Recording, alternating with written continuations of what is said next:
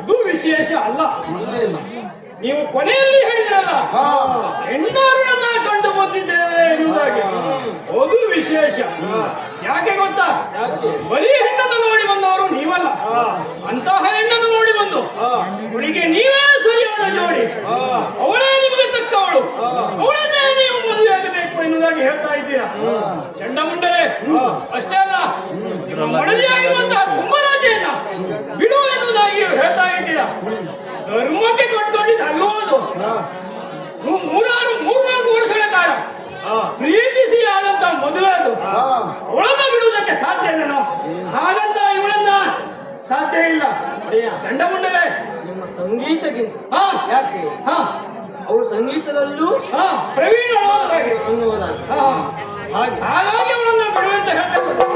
ನನ್ನ ಮಡದಿಯಾಗಿರುವಂತಹ ಕುಂಭಲೋಚನೆ ಸೌಂದರ್ಯವತಿಯೇ ಹೌದು. ಅವಳನ್ನ ಮೀರಿಸುವುದು ಅಷ್ಟೇ ಅಲ್ಲ, ಅವಳಿಗಿಂತ 100 ಪಡಿ ಹೆಚ್ಚಳವನ್ನು ಅವಳು ಹೊಂದಿದಾಳ ಅಂತಾದ್ರೆ ಚಂಡಮುಂಡರೇ, ಹಾಗಾಗಿ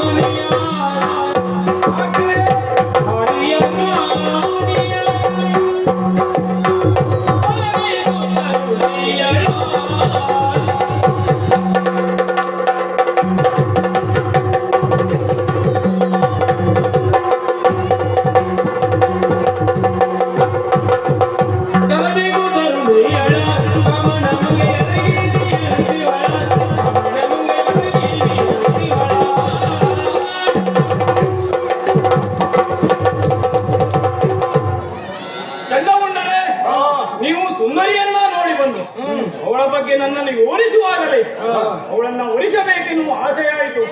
ಯಾಕೆಂದ್ರೆ ಅಷ್ಟು ಚಂದವಾಗಿ ನೀವು ಒರಿಸಿದ್ದೀರಿ. ಅಷ್ಟೇ ಅಲ್ಲ, ಅವಳನ್ನ ಒರಿಸುವಂತಹ ಎಲ್ಲ ಯೋಗ್ಯತೆಯು ನನ್ನಲ್ಲುಂಟು. ನನಗೆ ಯಾವುದಕ್ಕೂ ಕೊರತೆ ಇಲ್ಲ. ಅಷ್ಟೇ ಅಲ್ಲ, ಈ ಪ್ರಪಂಚದಲ್ಲಿ ಅತಿ ಸುಂದರಿ ಯಾರು ಅಂತ ಕೇಳಿದ್ರೆ ಆ ಮನ್ವಂತನ ಸತಿಯಾದಂತಹ ರತಿ ಅವಳನ್ನ ಮೀರಿಸುವ ಛಲವನ್ನ ಇವಳು ಹೊಂದಿದಾಳಂತ ಹೇಳ್ತಾ ಇದ್ದೀರಾ. ಹಾಗಾಗಿ ಅವಳನ್ನು ವಹಿಸಬೇಕು ಎನ್ನುವ ನಿರ್ಧಾರಕ್ಕೆ ಬಂದಿದ್ದೇನೆ. ಚಂಡಮುಂಡರೇ, ಈಗಾಗಲೇ ನೀವು ಧರಣಿ ಸಂಚಾರ ಮಾಡಿ ಲೋಕವನ್ನೆಲ್ಲ ಸುತ್ತಿ ಬಹಳ ದಣಿದಿದ್ದೀರಾ. ಆ ವಿಚಾರವಾಗಿ ಹೇಳ್ತಾ ಇದ್ದೇನೆ. ನೀವೀಗ ವಿಶ್ರಾಂತಿಯಲ್ಲಿರಿ. ನಿಮ್ಮನ್ನ ಬೇಕೆಂದಾಗ ನಾನೇ ಕರೆಸಿಕೊಳ್ಳುತ್ತೇನಂತೆ. ಹೋಗಿ.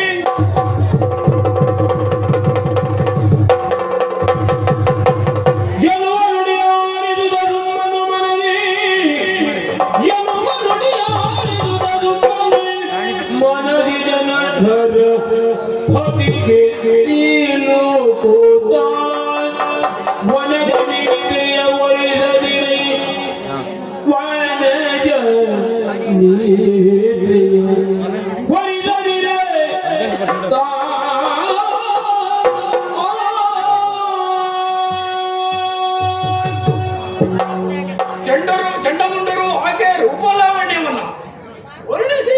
ಮೇಲೆ ನನ್ನ ಮನಸ್ಸಲ್ಲಿ ಅವಳೇ ನೆಲೆಸಿದ್ದಾಳೆ.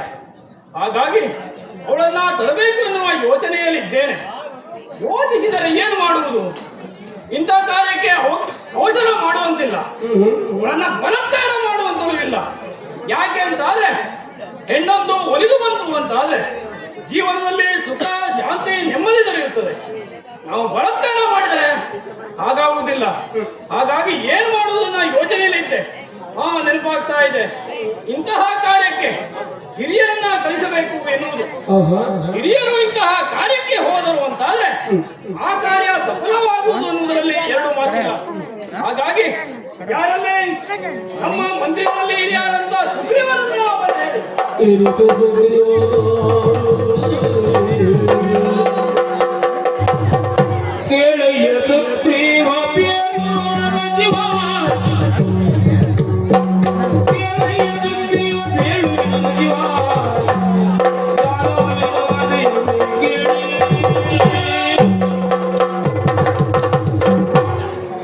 ಸುಗ್ರೀವ, ಅವಸರದಿಂದ ನಿನ್ನನ್ನು ಕಳಿಸಿಕೊಂಡಿದ್ದೇನೆ. ಕಾರಣವುಂಟು. ನೀನು ನಮ್ಮಲ್ಲಿ ಹಿರಿಯವ, ಅಷ್ಟೇ ಅಲ್ಲ ವಯಸ್ಸಿನಲ್ಲಿಯೂ ನನಗಿಂತ ಹಿರಿಯವ. ಆ ವಿಚಾರವಾಗಿ ಒಂದು ಮಹತ್ತರವಾದ ಕಾರ್ಯಕ್ಕೆ ನಿನ್ನನ್ನು ಕಳಿಸಿಕೊಂಡಿದ್ದೇನೆ. ನನ್ನ ಸಹೋದರರಂತಹ ಚಂಡಮುಂಡರು ಬರೆಯ ಸಂಚಾರಕ್ಕೆ ಹೋದವರು. ಸಂಚಾರ ಮಾಡುತ್ತಾ ಮಾಡುತ್ತಾ ತುಹಿನಾದ್ರಿಯ ಕದಂಬವನದತ್ತ ತೆರಳಿದ್ದಾರೆ. ಆ ಕದಂಬವನದಲ್ಲಿ ಸುಂದರಿಯೋರ್ವಳು ಉಯ್ಯಾಲೆಯಲ್ಲಿ ತೂಗ್ತಾ ಕುತ್ಕೊಂಡಿದ್ದಾಳಂತೆ. ಅವಳನ್ನ ನೋಡಿ ಬಂದು, ಅಣ್ಣ ನೀವೇ ಅವಳನ್ನ ಮದುವೆ ಆಗಬೇಕು, ಅವಳೇ ನಿಮಗೆ ತಕ್ಕ ಜೋಡಿ, ಅವಳನ್ನು ನೀವು ವರಿಸಲೇಬೇಕು ಎನ್ನುವುದಾಗಿ ಹೇಳ್ತಾ ಇದ್ದಾರೆ. ಅವರು ಹೇಳಿ ಹೋದ ಮರುಗಳಿಗೆಯಲ್ಲಿ ನನ್ನ ಮನದಲ್ಲಿ ಅವಳೇ ನೆಲೆಸಿದ್ದಾಳೆ ಸುಗ್ರೀವ. ಹಾಗಾಗಿ ನೀನು ತಡ ಮಾಡುವುದಲ್ಲ, ಈಗಲೇ ಕದಭವನಕ್ಕೆ ಹೋಗಬೇಕು. ಆ ತರುಣಿಯಲ್ಲಿ ನನ್ನ ವಿಚಾರವನ್ನ ಹೇಳಬೇಕು. ನಿಮ್ಮನ್ನ ಮದುವೆಯಾಗುವ ಅಪೇಕ್ಷೆಯನ್ನ ಹೊಂದಿದ್ದಾನೆ ಶುಂಭ ಎನ್ನುವುದಾಗಿ. ಅಷ್ಟೇ ಅಲ್ಲ, ಅವಳ ಮನವೊಲಿಸಿ ಇಲ್ಲಿಯವರೆಗೆ ಕರೆತರಬೇಕು. ಹಾಗಾದ್ರೆ ತಡ ಮಾಡಬೇಡ, ಹೊರಡು ಈಗಲೇ.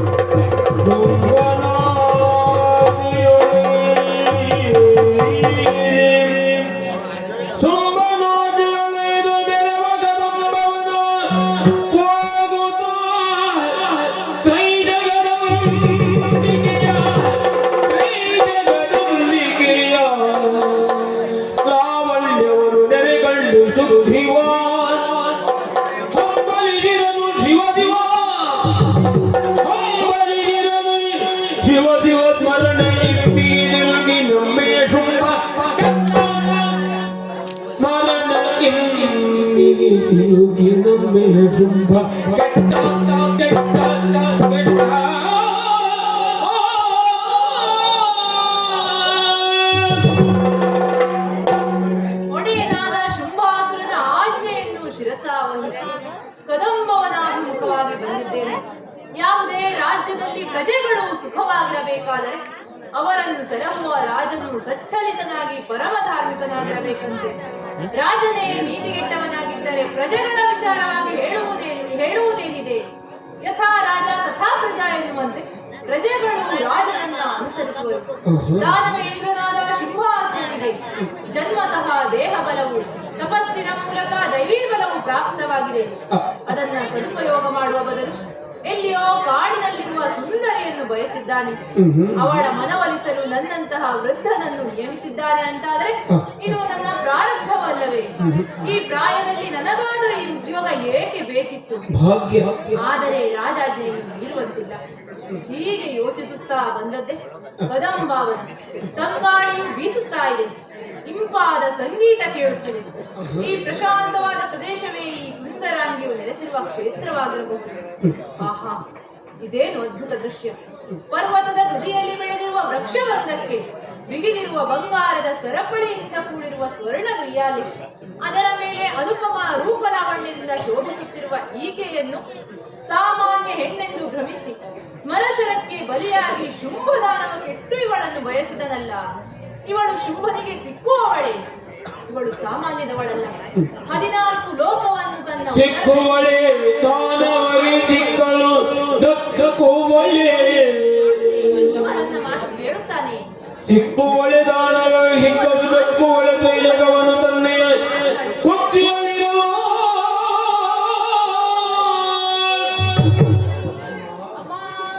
ಜನನಿಗೆ ನಿನ್ನ ಒಂದು ಕರುಣ ಕೊಡಿತು ಜನನಿಗೆ ನಿನ್ನ ಒಂದು ಕರುಣ ಕೊಡಿತು ವನದಲ್ಲಿ ಕುಳಿತಿರುವುದೇ ಸನ್ಮಾನವಲ್ಲು ಸನ್ಮತವಲ್ಲಿದು ನಿನಗೆ ಬೇಡುವಿನು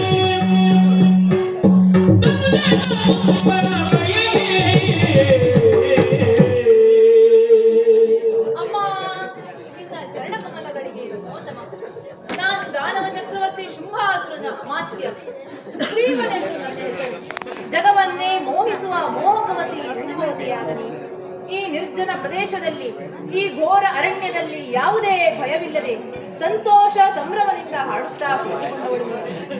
ಅಮ್ಮ, ನಾನು ಇಲ್ಲಿಯವರೆಗೆ ಬಂದಿರುವ ಉದ್ದೇಶ ನಮ್ಮ ಒಡೆಯ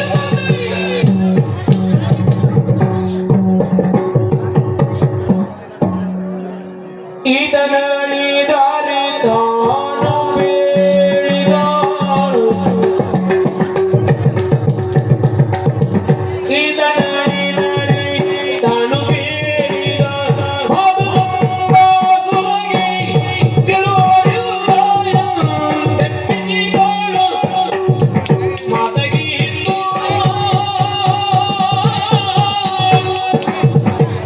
ನನ್ನ ನಗೆಯ ಮಾತಿನಿಂದಲಾಗಿ ಈತ ನೆರೆಗೆ ಹೊರಗಿದ್ದಾನೆ.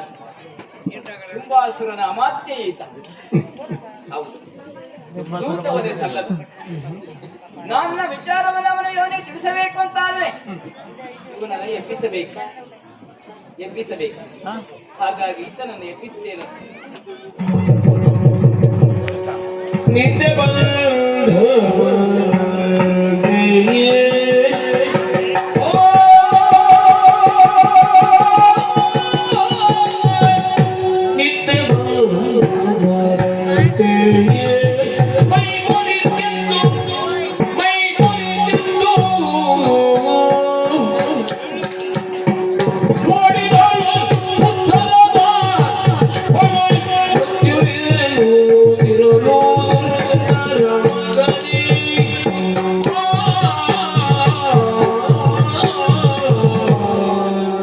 ಏನಾಶ್ಚರ್ಯವಿದು, ನನಗೆ ಏನಾಯ್ತು ಅಂತಲೇ ಅರ್ಥವಾಗಲಿಲ್ಲ. ತಾಯಿ ಉಯ್ಯಾಲೆಯಲ್ಲಿ ಕುಳಿತುಕೊಂಡಿದ್ದಾಳೆ. ಹೋಗಿ ತಾಯಿಯಲ್ಲಿಯೇ ಬೇಡಿಕೊಳ್ತೇನೆ. ಅಮ್ಮ, ಶರಣನ ಮೇಲಿಂದು ಹಿಡುಗೆಗೆ ಜನನಿ ಶರಣನ ಮೇಲಿಂದು ಹಿಡುಗೆಗೆ ಜನನಿ ಕರೆದಳು ನಾನು ಬಂದಿರುಳು. ನಿನ್ನ ಕರೆದಳು ನಾ ಬಂದೆ ಮನದಿರವನು ನಾನು ಬೇಡಿದೆ ಈ ಮೊದಲು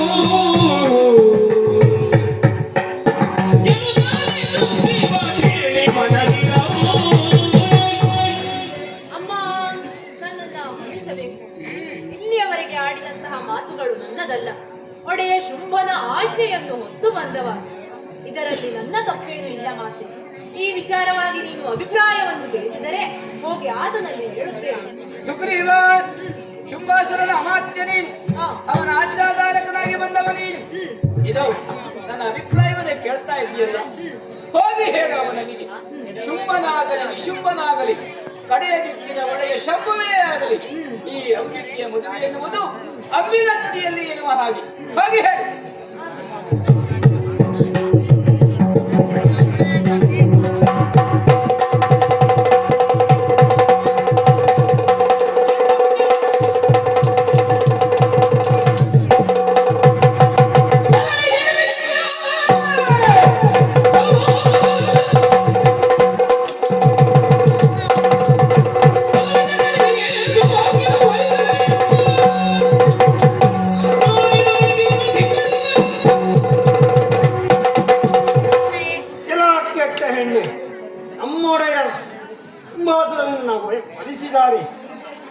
ತನ್ನ ಮನಸ್ಸು ಮಾಡಿದ್ದಾನೆ. ಒಳ್ಳೆಯ ಮಾತಿನಿಂದ ಬಂದರೆ ಸರಿ, ಇಲ್ಲವಾದರೆ ನಿನ್ನನ್ನು ಎಳೆದುಕೊಂಡು ಹೋಗ್ತೇವೆ.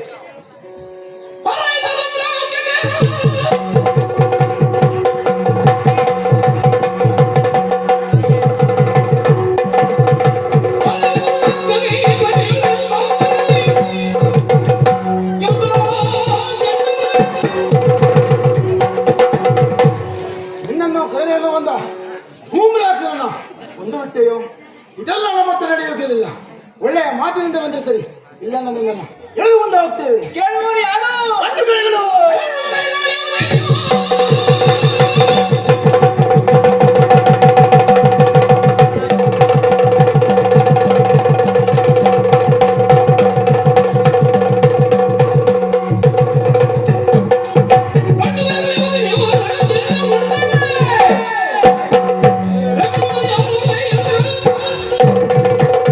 ಕೇಳುವವರು ಯಾರು? ಚಂಡಮುಂಡರು, ಗಂಡುಗಲಿಗಳು. ಅಲ್ಲ, ವರವನ್ನ ಪಡೆದಂತ ರೀತಿ ಯಾವುದು ನೀವು? ಹೆಣ್ಣುವರೊಡನ್ನ ಬಯಸಿದಾಗ ಬ್ರಹ್ಮಚಾರಿತ್ವದಲ್ಲಿರುವ ನೀವಲ್ಲ. ಯಾವಾಗ ನನ್ನನ್ನು ನೋಡಿದಿರೋ ಆವತ್ತೇ ನಿಮ್ಮ ಬ್ರಹ್ಮಚಾರಿತ್ವ ಇರುವುದು ಕಳೆದು ಹೋಗಿದೆ. ನಿಮ್ಮ ಶಿರವನ್ನು ಚೆಂಡಾಡುವುದಕ್ಕಾಗಿ ಬಂದವಳಿದ್ದೇನೆ. ಈ ಹಿಂದೆ ಧೂಮ್ರಾಕ್ಷನ ಕೆಡಿದವಳಿದ್ದೇನೆ. ಅವರ ಕಥೆಯೇ ನಿಮ್ಮ ಪಾಲಿಗಾಗ್ತದೆ.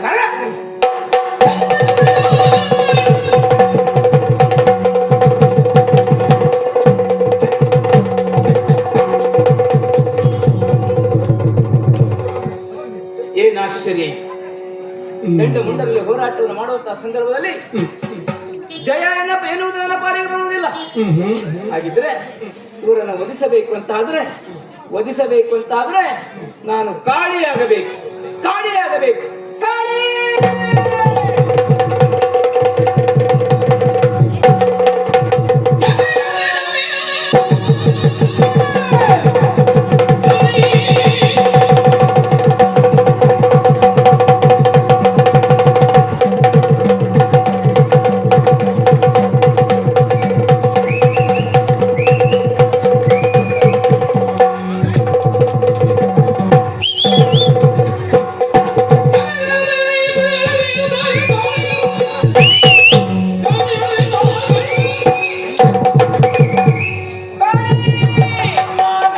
ಏನಾಗಬೇಕು?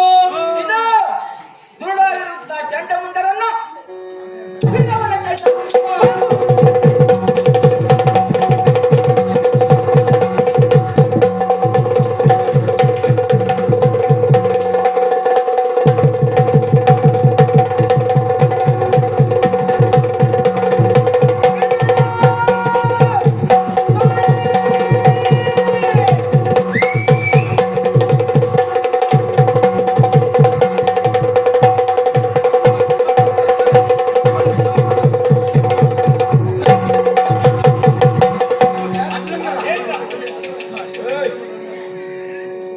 ಚಂಡಮುಂಡರ ಚಂಡಾಡಿರಲಿದರು ಆಡಿಗೆ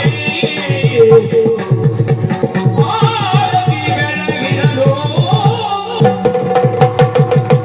ದೇವೇಶ, ಇನ್ನುಳಿದ ದಾನವರನ್ನ ಆದಷ್ಟು ಶೀಘ್ರದಲ್ಲಿ ಕೊಂದು ಮುಗಿಸುತ್ತೇನೆ. ಭಯಪಡಬೇಡ.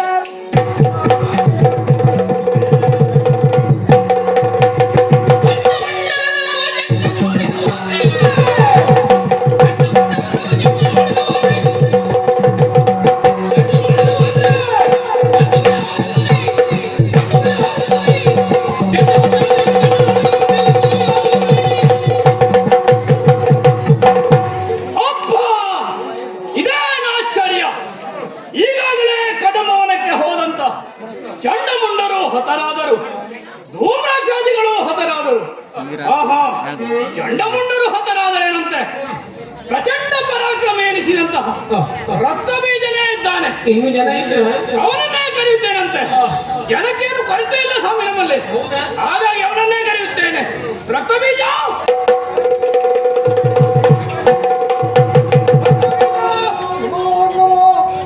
ಒಳ್ಳೆಯ ರಕ್ತ ಬೀಜ ಸಭಾಪ್ರವೇಶವನ್ನ ಮಾಡಲಿ ಎಂಬ ಆಹ್ವಾನಕ್ಕೆ ಮನ್ನಣೆಯನ್ನು ಕೊಟ್ಟು ಸಭಾಪ್ರವೇಶವನ್ನ ಮಾಡಿದ್ದೇನೆ. ನನ್ನಿಂದ ಏನಾಗಬೇಕು ಅಂತ ಹೇಳಿದ್ದೆ ಹೌದು ಅಂತಾದರೆ ಕ್ಷಣ ಮಾತ್ರದಲ್ಲಿ ಮಾಡಿ ಪೂರೈಸುತ್ತೇನೆ ಮಾಯ. ರಕ್ತ ಬೀಜ, ಅವಸರದಿಂದ ನಿನ್ನನ್ನು ಕರೆಸಿಕೊಂಡಿದ್ದೇನೆ. ಕಾರಣವೂ ಉಂಟು. ಏನದು? ಅತುಳ ಪರಾಕ್ರಮಿಗಳಾದಂತಹ ಓ ರಕ್ತ ಬೀಜರು ಧೂಮ್ರಾಕ್ಷಾದಿಗಳು ಓ ಅಷ್ಟೇ ಅಲ್ಲ ಓ ನಮ್ಮ ಸಕಲ ದಾನವ ಸೈನ್ಯವನ್ನ ಓ ನಾಶ ಮಾಡಿದಂತ ಆ ಮಾರಿಯನ್ನ ಓ ಯುದ್ಧದಲ್ಲಿ ಸೋಲಿಸಿ ಓ. ಸಾಧ್ಯವಾದರೆ ಜೀವಂತವಾಗಿ ತರಬೇಕು. ಇಲ್ಲ ಅಂತಂದ್ರೆ ಅವಳನ್ನ ಮುಗಿಸಿ ಬರಬೇಕು. ಹೊರಡುವಿಗೆ ಆ ವನಿತೆಯ ವಿಚಾರದಲ್ಲಿ ಒಂದೇನು ಮಾತನಾಡಬಹುದೇ? ಏನಯ್ಯ ಅದು? ಗರುಡೇಶ ಕೇಳಲ್ಲ ಮಾತ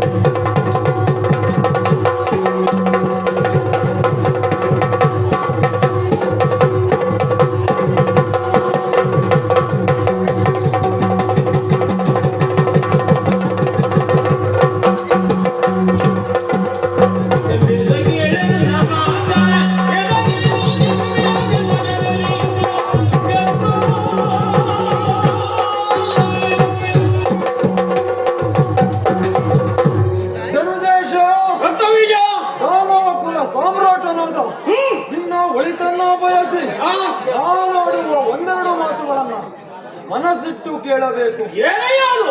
ವಿಶಾಲವಾದ ಸಾಮ್ರಾಜ್ಯದ ಅಧಿಪತಿಯಾದ ನೀನು ಹೆಣ್ಣೋರ್ವಳ ರೂಪಕ್ಕೆ ಮರುಳಾಗಬಹುದೇ? ಹೆಣ್ಣು ಹೊನ್ನು ಮಣ್ಣು ಈ ಮೂರು ತಾನಾಗಿಯೇ ಒಲಿದು ಬಂತು ಅಂತಾದರೆ ಶಾಶ್ವತ ಸುಖವನ್ನೀಯುವುದು. ಅದರ ಬದಲು ಫಲ ಪ್ರಯೋಗದಿಂದ ಪಡೆದುಕೊಳ್ಳುವುದಕ್ಕೆ ಮುಂದಾದರೆ ಸುಖದ ಬದಲು ವಿನಾಶ ಖಂಡಿತ. ಇದೆಲ್ಲವನ್ನು ನೀನು ತಿಳಿಯದವನೇನಲ್ಲ. ಆದರೂ ಕಾಮ ಮೋಹಿತನಾಗಿ ಹೀಗೆಲ್ಲ ವರ್ತಿಸುತ್ತಾ ಇದ್ದೀಯ. ಅವಳು ತರುಣಿಯಲ್ಲ. ಯಾರವಳು? ತರುಣಿಯಲ್ಲವಳ ಆದಿ ಮಾಯೆ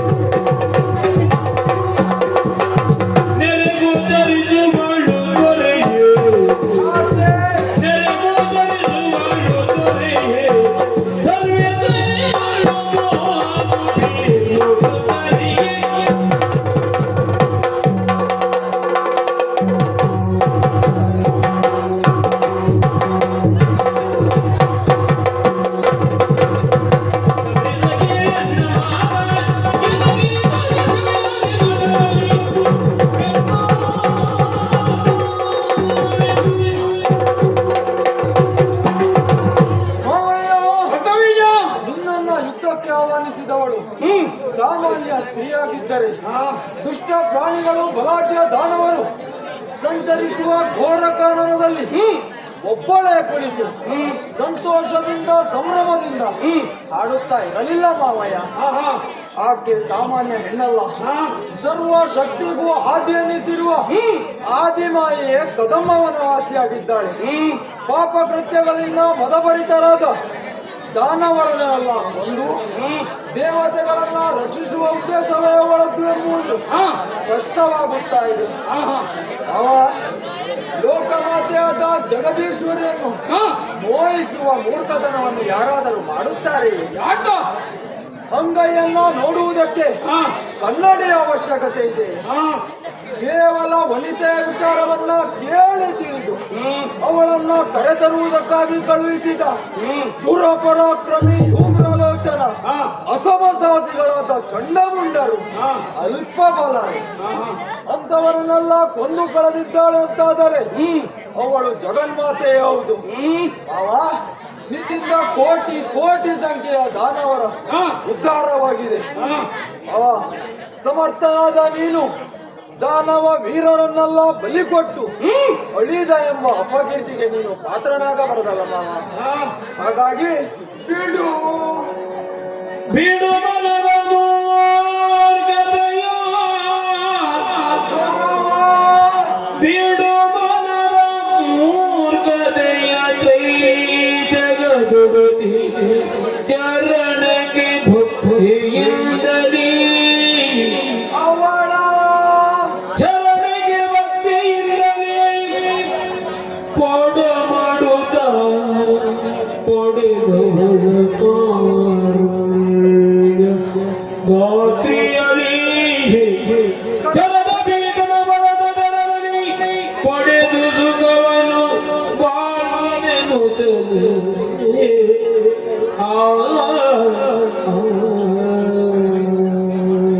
ಮಾವಯ್ಯ ರಕ್ತಬೀಜ ನಿನ್ನನ್ನ ಯುದ್ಧಕ್ಕೆ ಆಹ್ವಾನಿಸಿದವಳು ಸಾಮಾನ್ಯ ಹೆಣ್ಣನ್ನು ಮರುಳಾಗಬೇಡ. ಹಾ ಪುಟ್ಟ ಬಟ್ಟೆಯಲ್ಲಿ ಬೆಂಕಿಯ ಕೆಂಡವನ್ನ ಕಟ್ಟುವ ಮೂರ್ಖತನವನ್ನು ಯಾರಾದರೂ ಮಾಡುತ್ತಾರೆ? ಹಾ ಲೋಕಮಾತೆಯಾದ ಜಗದೀಶ್ವರಿಯನ್ನ ಒರಿಸುವ ಮೂರ್ಖತನವನ್ನ ಬಿಟ್ಟು ಅವಳ ಕಾಲನ್ನ ಹಿಡಿದೆವಂತಾದರೆ ಅಥವಾ ಶರಣಾದೇವಂತಾದರೆ ನಮಗೆಲ್ಲ ಉಳಿಗಾಲವಿದೆ ಮಾವಯ್ಯ.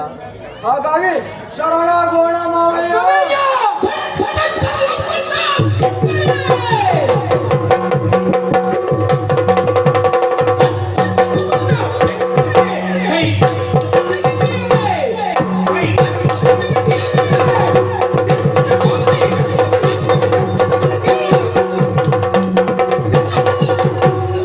ರಕ್ತಬೀಜ ಹಾ, ಏನೇ ಅಂತ ಇದ್ದೆ ನೀನು? ಹಾ, ನೀನು ಹೇಳ್ತಾ ಇರೋದೇನು?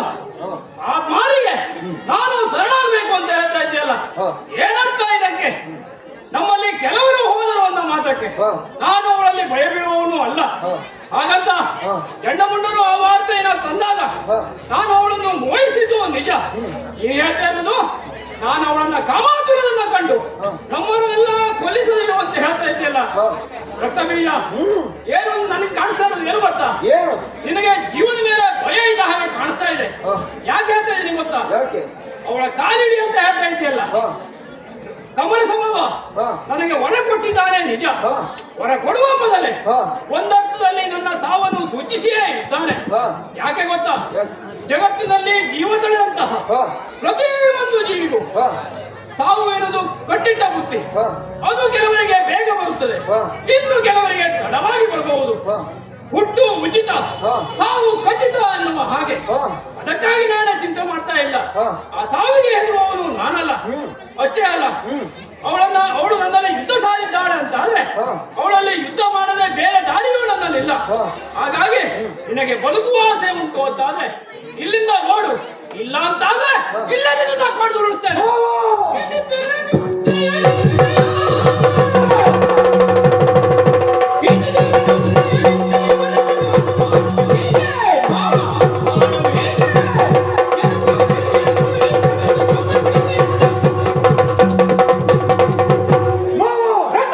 ಸದಾಕಾಲ ನಿನ್ನ ಅಜ್ಞಾನರಗರಾಗಿ ದುಡಿಯುತ್ತಿರುವ ಈ ರಕ್ತ ಬೀಜ ಜೀವದಾಸೆಯಿಂದ ಆಡಿದ ಮಾತೆಂದು ಭಾವಿಸಿದೆ. ಮತ್ತಿನ್ನೇನು?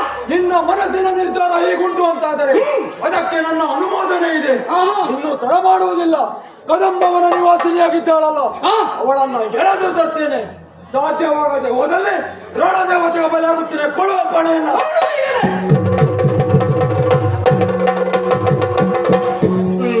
ಶುಭಾಕ್ಯನಿಂದ ಪಣೆಯನ್ನು ಪಡೆಯುತ್ತಾಯಿತು. ಆತ ಹೇಳ್ತಾ ಇರುವುದೇನು? ಬ್ರಹ್ಮನಿಂದ ಅಭೇದ್ಯವಾದ ವರವನ್ನ ಪಡೆದಿದ್ದೆ ಎಂಬುದಾಗಿ. ವರ ಕೊಟ್ಟ ಬ್ರಹ್ಮನಿಗೆ ಇವಳು ಅಮ್ಮ ಅಂತಾದ್ರೆ ಮಗ ಕೊಟ್ಟ ವರಕ್ಕೆ ಫಲ ಸಿಕ್ಕಿದೆ. ಇದರ ಬಗ್ಗೆ ಚರ್ಚಿಸುವುದಲ್ಲ. ಮತ್ತೆ ಚಂಡಮುಂಡರನ್ನ ಮರ್ದಿಸಿ ಚಂಡಿಕಾಂಬೆಯಾಗಿ, ಧೂಮ್ರಾಕ್ಷನನ್ನ ಕೊಂದು ಧೂಮ್ರವತಿಯಾಗಿ, ಮಹಿಷಾಸುರನನ್ನ ಕೊಂದು ಮಹಿಷಮರ್ದಿನಿಯಾಗಿದ್ದಾಳಲ್ಲ, ಅವಳನ್ನ ಕಾಣಬೇಕು. ಹಾಗಾಗಿ ರಥಾರೂಢನಾಗಿ ನೇರವಾಗಿ ಕದಂಬವನಕ್ಕೆ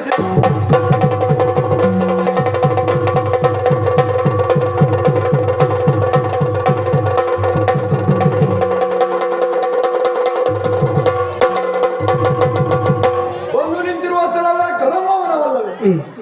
ಇಲ್ಲಿ ಬಂದ ನಂತರ ನನ್ನ ಮನಸ್ಸು ಮತ್ತೆ ಬದಲಾಗುವುದಕ್ಕೆ ಪ್ರಾರಂಭವಾಯಿತು. 10 ಹುಲಿಗಳು ಒಂದೇ ಕೆರೆಯಲ್ಲಿ ನೀರನ್ನ ಕುಡಿಯುತ್ತಾ ಇದ್ದಾವೆ. ಬಳಲಿ ನಿಂತ ಕಪ್ಪೆಗೆ ಹಾವೊಂದು ಹೆಡೆಯನ್ನ ಬಿಚ್ಚಿ ಆಶ್ರಯವನ್ನ ಕೊಡುತ್ತಾ ಇದೆ. ಇದೆಲ್ಲವನ್ನ ಕಂಡಾಗ ಇದು ದೇವಿಯ ಮಹಾತ್ಮೆ ಎನ್ನುವುದರಲ್ಲಿ ಅನುಮಾನವಿಲ್ಲ. ಇದರ ಬಗ್ಗೆ ವರ್ಣನೆ ಮಾಡುವುದಲ್ಲ, ಇದರ ಬದಲಾವಣೆಗೆ ಕಾರಣವಾದಲ್ಲ, ಅವಳನ್ನ ಕಾಣ್ತೇನೆ.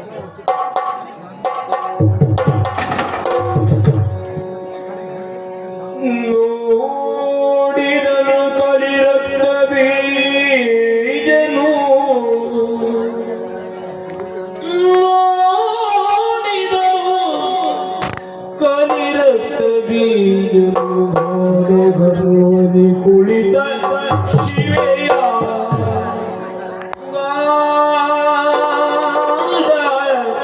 ಗರ್ವದಿ ಕುಳಿತ ದೇವೆಯ ಪಾಡಿದನು ಮನದೊಳಗೆ ಈ ಪರಿಯೋಳು ಇವುದೇ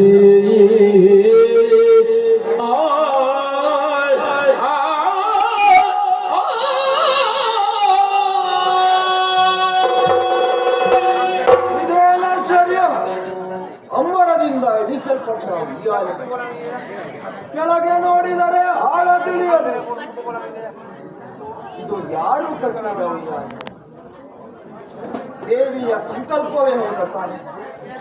ಗಂಡುಗಲಿಯಾದ ಈ ರಕ್ತ ಬೀಜನ ಎದೆಗುಂಡಿಗೆಯಲ್ಲಿ ಭೀತಿಯ ವಾತಾವರಣ ಮೂಡ್ತಾ ಇದೆಯಲ್ಲ. ಕಾಡ ಗರ್ವದಿಂದ ಕುಳಿತ ಈಕೆಯನ್ನು ಕೇವಲ ನಾರಿ ಅಂತ ಈಕೆ ಮಹಾಮಾತೆ ಎಂಬುದು ತಾನೆ. ಇವಳಿಗೆ ಒಂದು ಉದ್ದಂಡ ಪ್ರಣಾಮವನ್ನ ಮಾಡ್ತೇನೆ.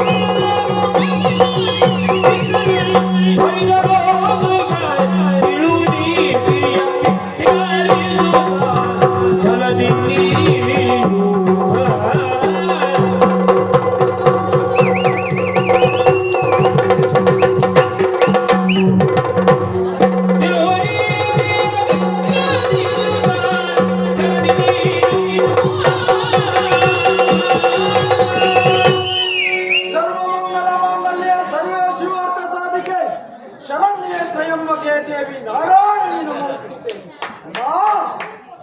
ನನ್ನ ಹೆಸರು ರಕ್ತಬೀಜ ಎಂಬುದಾಗಿ ಶುಂಭನ ಅಪ್ಪಣೆಯನ್ನು ಪಡೆದು ಬಂದಿದ್ದ. ನೇರವಾಗಿ ಹೇಳ್ತಾ ಇದ್ದೇನೆ, ಶುಂಭನಿಂದ ಬಯಸಿದ್ದಾನೆ. ನೀನು ಆತನನ್ನ ವರಿಸುವುದಕ್ಕೆ ಮನ ಮಾಡಬೇಕು. ಈಗ ನನ್ನೊಡನೆ ಕದಂಬವನಕ್ಕೆ ಬರಬೇಕು. ನಿನ್ನೊಡನೆ ಬರಬೇಕು. ಹಾ. ರಕ್ತಬೀಜ ನೀನು. ಹಾ. ರಕ್ತಬೀಜ ನೀನು.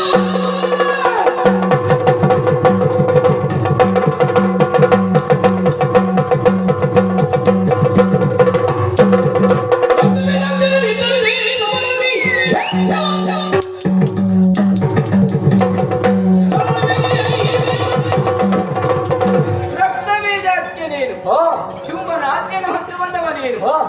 ಆದರೆ ಹೇಳಿ ಕಳಿಸಿದೆಯೇರಿ ಸುಗ್ರೀವನಿಗೆ, ಶುಂಭನಾಗಲಿ ನಿಶುಂಭನಾಗಲಿ ಕಡೆಯ ದಿಕ್ಕಿನ ಒಡೆಯ ಶಂಭವೇ ಆಗಲಿ ಅಂಬಿಕೆಯ ಮದುವೆ ಎನ್ನುವುದು ಅಂಬಿನ ತಡಿಯಲಿ ಎನ್ನುವ ಹಾಗೆ ನಿನ್ನ ಒಡೆಯನಿಗೆ ಅರ್ಥ ಆಗಲಿಲ್ಲ.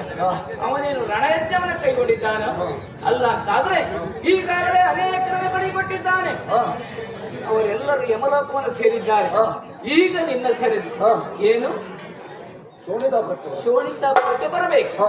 ಬರ್ಲಿಲ್ಲ ಅಂತಾದ್ರೆ ಆಡಿದ ಮಾತಿನಂತೆ ರಥ ಏರಿ ಕುಳಿತುಕೊಂಡೆ ಅಂತಾದರೆ ಅಮ್ಮ ಎಂಬ ಭಾವನೆಯಿಂದ ಶೋಣಿತಾಪುರಕ್ಕೆ ಕರೆದೊಯ್ಯುತ್ತೇನೆ. ಆಗ್ತದ ನಿನ್ನಲ್ಲಿ? ಅದಲ್ಲ ಅಂತ ಆಗ್ತದ ನಿನ್ನಲ್ಲಿ? ವಾದ ಮಾಡುವುದಕ್ಕೆ ಮುಂದಾದರೆ ಆಗ್ತದ?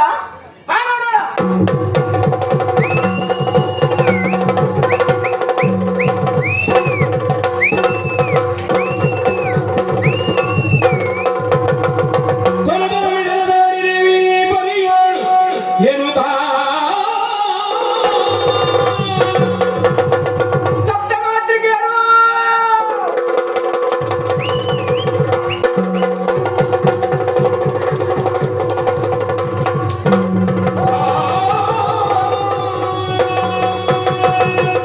ಸೇನಾಗಿ ಹೋಯಿತು. ಸಪ್ತಮಾತೃಕೆಯರಲ್ಲಿ ಒಬ್ಬಳಾದ ಇಂದ್ರಾಣಿಯು ನನ್ನ ಹಣೆಯನ್ನ ಪಡೆದ ಪ್ರಕಾರವಾಗಿ ಧಾರಾಕಾರ ರಕ್ತ ಸುರಿಯುತ್ತಾ ಉಂಟಲ್ಲ. ಬ್ರಹ್ಮ ಕೊಟ್ಟ ಹೊರಬಂದುಂಟು. ದೇಹದಿಂದ ಒಂದು ದೊಡ್ಡ ರಕ್ತ ಭೂಮಿಯನ್ನೇ ಸೋರಿತು ಅಂತಾದ್ರೆ ಕೋಟಿ ಕೋಟಿ ಸಂಖ್ಯೆಯ ರಕ್ತ ಬೀಜದ ಉದ್ಭವ ನೋಡೋಣ. ಸದುಪಯೋಗ ಮಾಡಿಕೊಳ್ಳುತ್ತೇನೆ. ರಕ್ತ ಬೀಜಾದಿಗಳು ಇಟ್ಟುಕೊಳ್ತಾ ಇದ್ದಾರೆ. ಇವನನ್ನು ಕೊಲ್ಲಬೇಕು ಅಂತಾದ್ರೆ ರಕ್ತೇಶ್ವರಿ ಆಗಬೇಕು. ರಕ್ತೇಶ್ವರಿ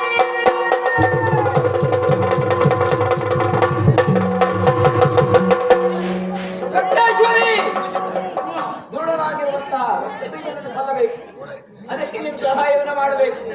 ಒಂದು ಬಿಂದು ರಕ್ತ ಸುರುಕದ ಹಾಗೆ ನೆಲಕ್ಕೆ ಸುರುಕದ ಹಾಗೆ ನಾಲಿಗೆಯನ್ನು ಹೊರಚಾಕಿ ಬಾ.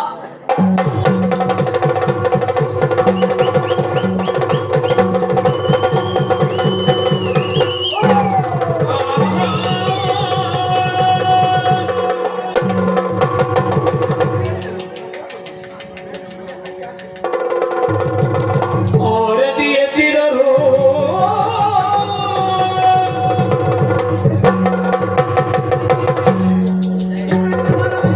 ಆದಷ್ಟು ಶೀಘ್ರದಲ್ಲಿ ಕೊಂದು ಮುಗಿಸ್ತೇನೆ.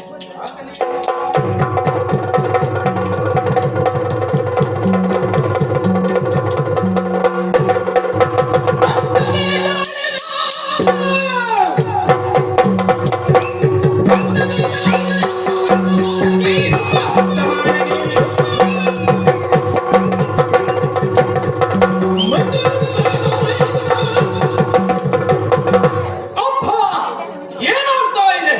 ಕದಂಬವನಕ್ಕೆ ಹೋದಂತಹ ನಮ್ಮವರೆಲ್ಲರೂ ಅಳಿದು ಹೋಗ್ತಾ ಇದ್ದಾರೆ. ಈಗಾಗಲೇ ಹೋದಂತಹ ಪ್ರಚಂಡ ಪರಾಕ್ರಮಿಯಾದಂತಹ ರಕ್ತ ಬೀಜನು ಅಳಿದು ಹೋದ ಎನ್ನುವ ಸುದ್ದಿಯನ್ನ ಕೇಳ್ತಾ ಇದ್ದೇನೆ. ಹಾಗಾದ್ರೆ ಆ ಮಾರಿಯನ್ನ ಮುಗಿಸುವುದಕ್ಕೆ ಇನ್ಯಾರಿಂದಲೂ ಸಾಧ್ಯವಿಲ್ಲ. ಸ್ವತಃ ಸುಮ್ಮನೆ ಹೋಗ್ತೇನೆ.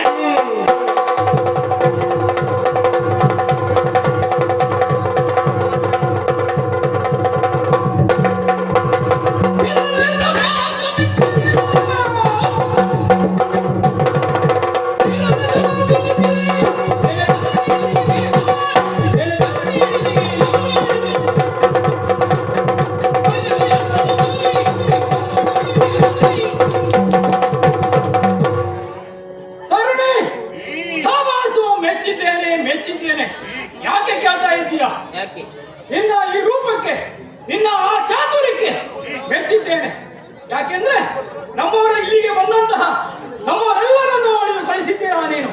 ಅಷ್ಟೇ ಅಲ್ಲ, ನಾನು ಕಳಿಸಿ ಅಂತ ನನ್ನ ಮಂತ್ರಿ ಸುಗ್ರೀವನಲ್ಲಿ ಹೇಳಿ ಕಳಿಸಿದ್ದೀಯಾ.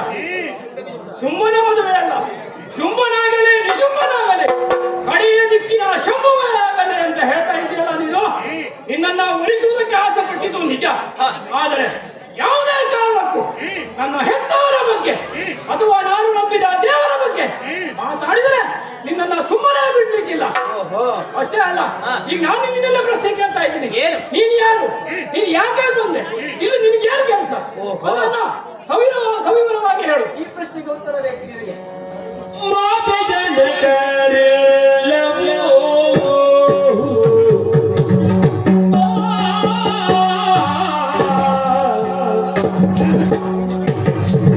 ಮಾತ ಜನಕರೆಲ್ಲವೂ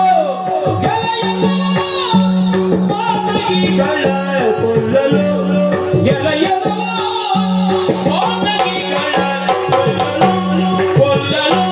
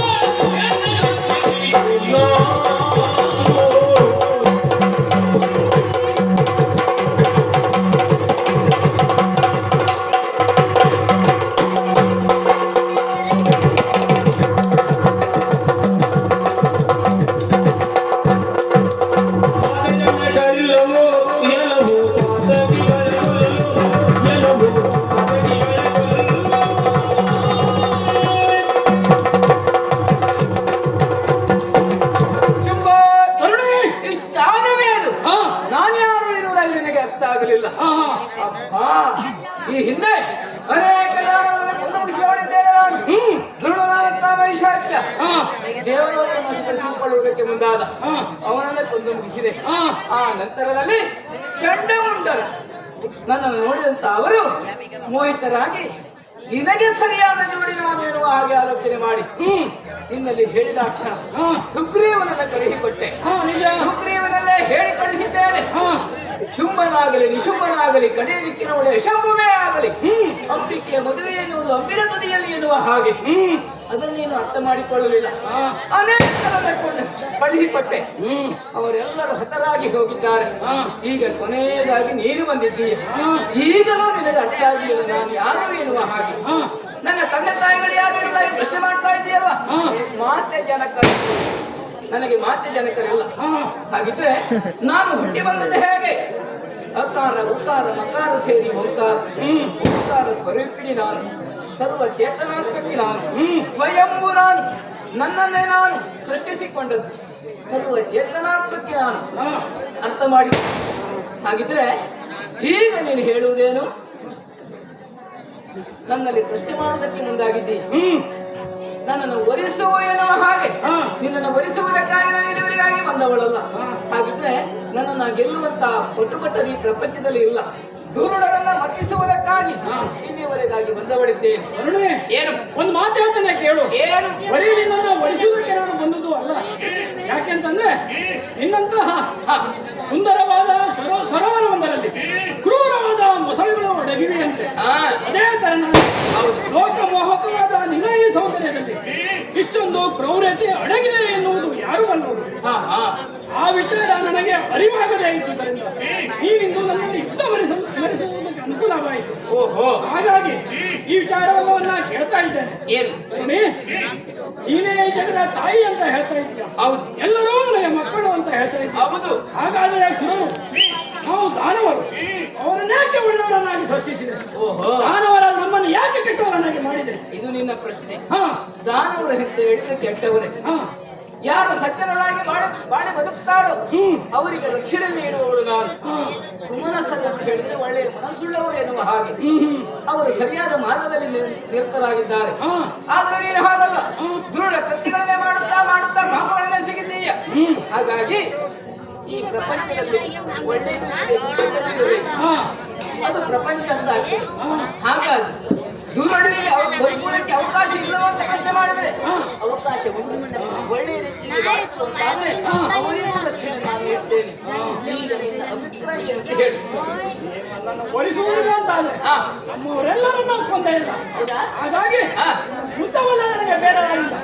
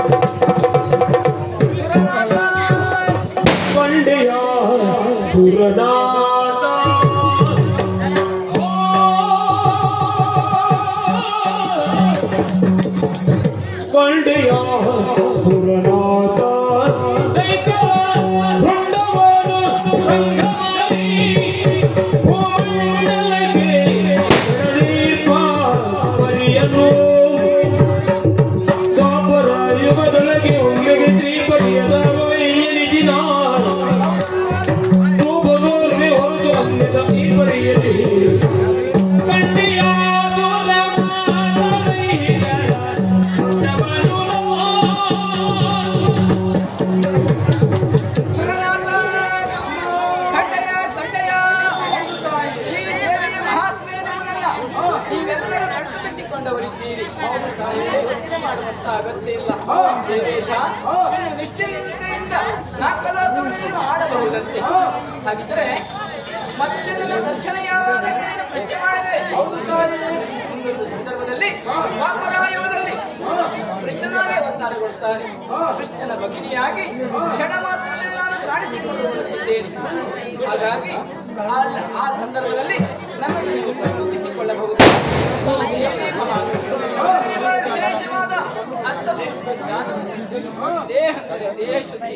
ವಿ ಅಂದರೆ ವಿದ್ಯಾಪ್ರಾಪ್ತಿ, ಮ ಅಂದರೆ ಮೋಕ್ಷ ಪ್ರಾಪ್ತಿ, ಆ ಅಂದರೆ ಹರಿಹರರ ಸಾಕ್ಷಾತ್ ಎಲ್ಲರೂ ಮಹಾಲಕ್ಷ್ಮಿಯನ್ನ ನಿತ್ಯವೂ ಪಡಿಸಿದಿರಿ ಅಂತಾದ್ರೆ ಅವರ ಇಷ್ಟಾರ್ಥಗಳನ್ನು ಈಡೇರಿಸುವುದು. ಹಾಗಾಗಿ ಎಲ್ಲರಿಗೂ ಒಳ್ಳೆಯದಾಗ ಲೋಕ ಸಮಸ್ತ ಸುಖಿನೋ ಭವಂತು.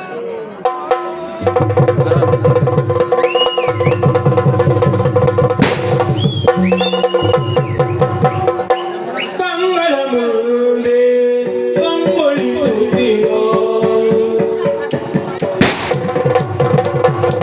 ಕಂಗಳ ಮುಂದೆ ಕಂಗೊಳಿಸುತ್ತೀಯೋ, ಕಂಗಳ ಮುಂದೆ ಕಂಗೊಳಿಸುತ್ತೀಯೋ, ಮಂಗಳಮೂರ್ತಿ ಮಂಗಳಮೂರ್ತಿ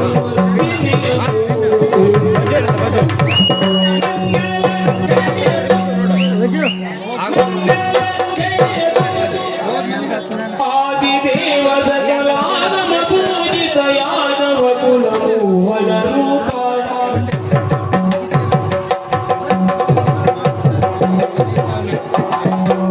ವೇದೋದ್ಧಾರಕ ತಿರುಪತಿ ವೆಂಕಟ ವೇಣುನಾಥ ಪ್ರಿಯ